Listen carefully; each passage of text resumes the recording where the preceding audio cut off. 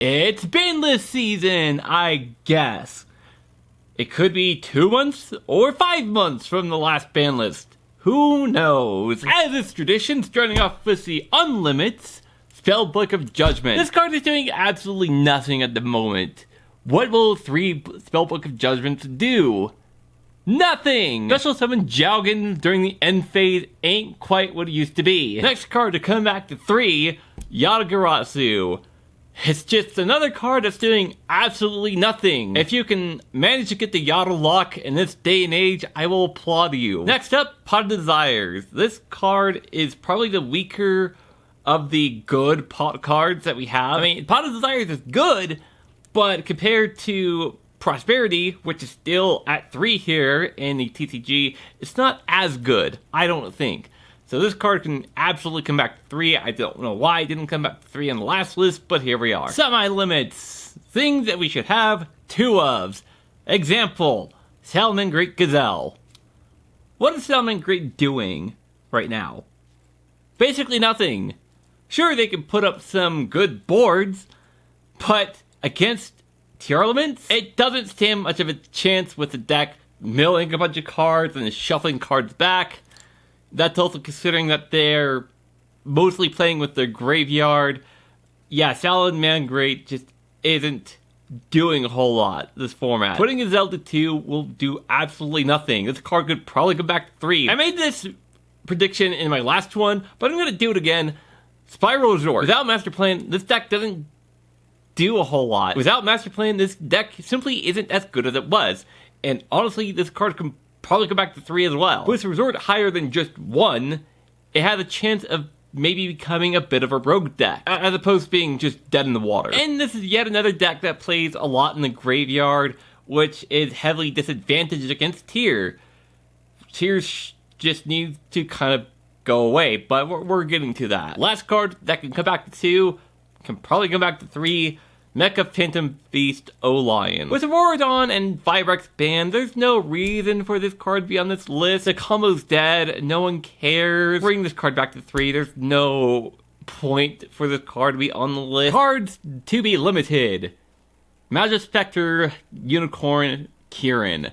This card is just basically a DPE for Penlims, and while you can't combo grave it like you can with DPE, we have a whole bunch of cards that are staples that simply didn't exist in 2016. Examples like Dark Ruler No More, Evenly Matched, Forbidden Droplet, so on and so forth, much in that fashion. Kirin is just a lot more interruptible now than it was back in Pepe format, when you basically just had to have a set Solemn Strike on your first turn to even attempt to out it. Thunder Dragon Colossus. The only deck that really has a deterrent for Bysteel plays is Thunder Dragon. And bringing Thunder Dragon Colossus back to 1 would make the deck a rogue option. You could argue that Nemesis Corridor could make an engine for Thunder Dragon Colossus that could be put into any deck, and you know, it could be searched out by Thunder Dragon Fusion just by sending it to the graveyard. But I will say we have a lot more outs to Colossus now than we did in 2019, when the only outs were Imperm and Dark Ruler No More, and maybe even Super Poly. And with this card at 1, it's a lot easier to out than trying to out multiple at the same time. Orchest Harp Horror. Yeah, I've said this in a few of my prediction videos, but Harp Horror can really just come back to 1. It's not going to do anything. With Bysteals in the meta, and, you know, Ishiju Tears being in the meta, this deck isn't going to do a whole lot, and Harp Horror isn't going to change that. And I can confirm that Orchests have a really hard time, but you guys will find out about that in a future video.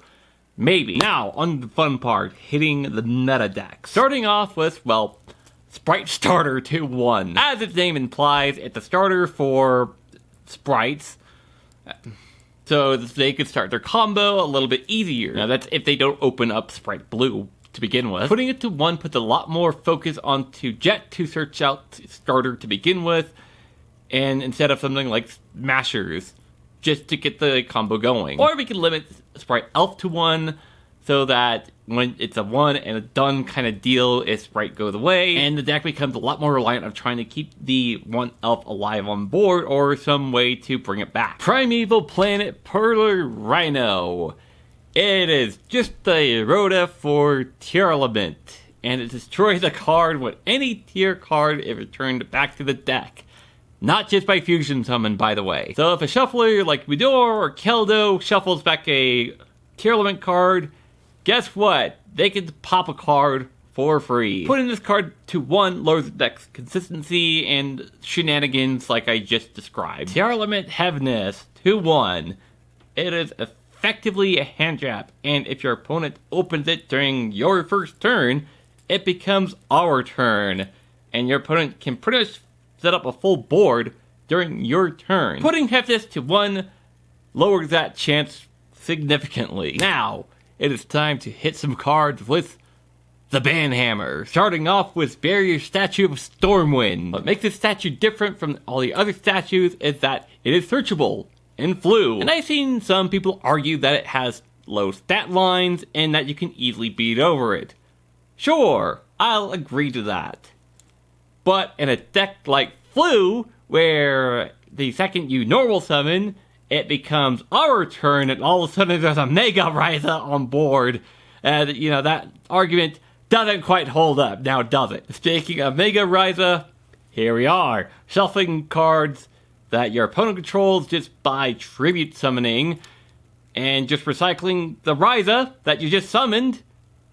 That's a little silly to me. The card is just a little too ridiculous unless if you already have the impermanent set or magically have Forbidden Droplet. I promise I'm not here just hating on Flu, but D-Shifter should also go away. It's already being abused in Flu to shut down the opponent's graveyard, and Flu doesn't care about the graveyard, and it's going to be abused yet again in Kashtira. Honestly, D-Shifter would be more or less fine if it said until the end of the turn, but it says until the end of the next turn, where the problem comes from. I think this is just another card that's just ripe for abuse, so it needs to go away. Now, I'm going to make a call that I can almost guarantee you that no one else is going to make, and that is Nimble Angler. We banned Ronin Totem to stop sprites from using the Frog Engine, for the most part, to both get out a Totally Awesome and Extenders. And as we know, Totally Awesome is rank 2, which can be revived by Sprite Elf, and can gain the protection from Sprite Elf to make it untargetable. And what sprites are doing now is just using Sprint to send Angler to the grave to get out 2 beavers. And then you have Totally Awesome yet again. So with Angler gone, the deck is going to have a really hard time of making Totally Awesome if they can find a way to make it in the first place after that point. Instant Fusion. This card has been a part of a lot of degenerate nonsense in the past, and it was a starting play for Thunder Dragon. But now it's a starting play for Tier Elements and summoning Kikelos and pretty much going full combo. I think this card is ripe for future abuse in other fusion decks and just for other shenanigans like getting out a Millennium Eyes Restrict for basically free. It's just too much and it deserves to go away. And last but certainly not least, Tier Element Merly. In the OCG, they tried to ban Kikelos, and we saw how well that went when they just replaced Kikelos with King of the Swamp. It is still the best deck over in the OCG as well. And that's with Kikelos gone. So, if we ban Merly, it shuts the deck out of the Sprite Engine, and particularly Elf. They won't be able to summon Merly on your turn anymore, and they lose Elf's protection. They can't mill 3 on your turn.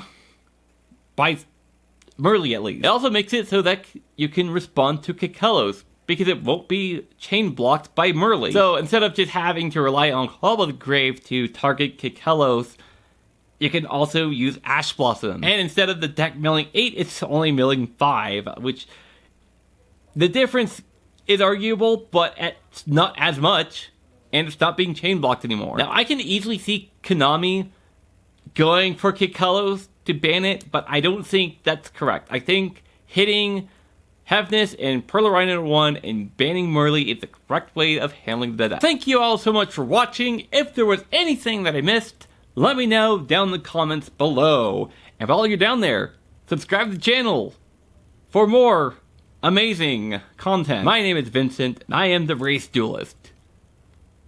Goodbye.